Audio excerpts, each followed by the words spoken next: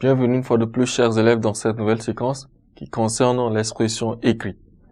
L'expression écrite de cette séquence a pour titre le récit à la première personne. Le récit à la première personne, qu'est-ce que cela signifie? À la fin de cette séquence, nous serions à mesure de donner nos impressions sur un fait ou bien un événement quelconque.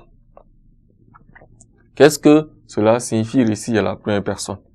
Il faut dire, quand le personnage d'une histoire, d'un événement se trouve être lui-même le narrateur, il peut faire part au lecteur de ses impressions, de ses sentiments, analyser ce qu'il a vécu, éprouvé, et raconte alors à la première personne du singulier, car il ne peut dévoiler que ce qu'il connaît lui-même ou ce qu'il a vu venir et entendu lui-même.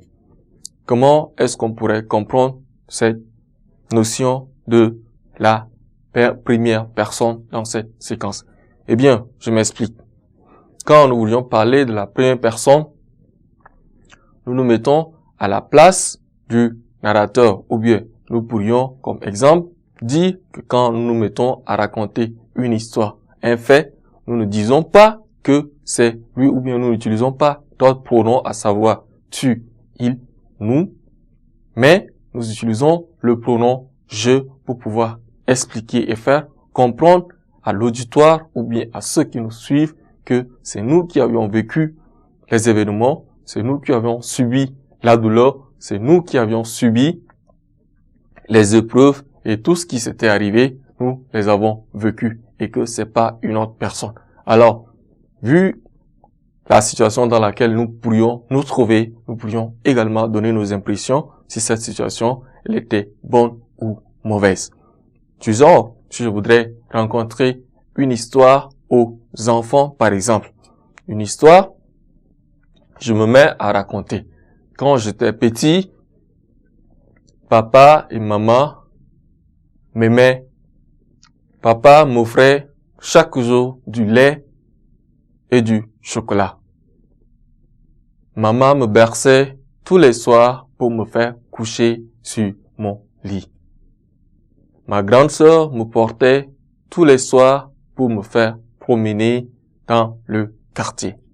Donc, vous voyez un peu, je suis en train d'utiliser le pronom je pour vous faire savoir que je suis en train de parler de moi ou bien je suis moi-même le personnage d'une histoire et qui s'y trouve dans l'histoire. Raison pour laquelle on dit qu'on pourrait faire un récit à la première personne, c'est parler de soi-même ou bien vivre les événements soi-même et dire ce qu'on a vécu, ce qu'on a entendu, ce qu'on a vu ou bien ce qu'on a subi. Ainsi donc, il y a un texte que nous pourrions lire pour mieux approfondir notre compréhension. Depuis le début des saisons des pluies, Toltiga, le grand pêcheur du village, ne rate jamais la pêche. Tous les soirs, il rentre avec de gros poissons aux écailles dorées. Une nuit, au cours de la pêche, un événement insolite lui est arrivé. Il raconte: soudain, je vis avancer vers ma pirogue un monstre sans tête. Autour de ce monstre, je vis sauter des petits poissons.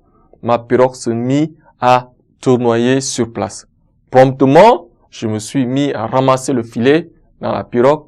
Arrivé près de moi, le monstre nous balança ma pirogue et moi avec tout le contenu vers la perche. Je me jetai à l'eau et entendis une voix dire: Toltiga, tu as exterminé ma famille. Ne reviens plus pêcher ici. Je fis alors un effort surhumain en nageant pour regagner la terre ferme après avoir tout perdu. La pirogue, le filet, la pagaie et les quelques poissons que j'avais capturés. J'ai pris alors, depuis ce jour, la décision d'arrêter la pêche et de trouver d'autres activités à exercer. Comme on le voit, tout métier comporte des risques. Voyez un peu, dans ce texte, c'est Toltiga qui est en train de nous raconter son vécu. Merci une fois de plus pour votre aimable attention. Ne quittez pas la suite d'une nouvelle séquence dans un instant.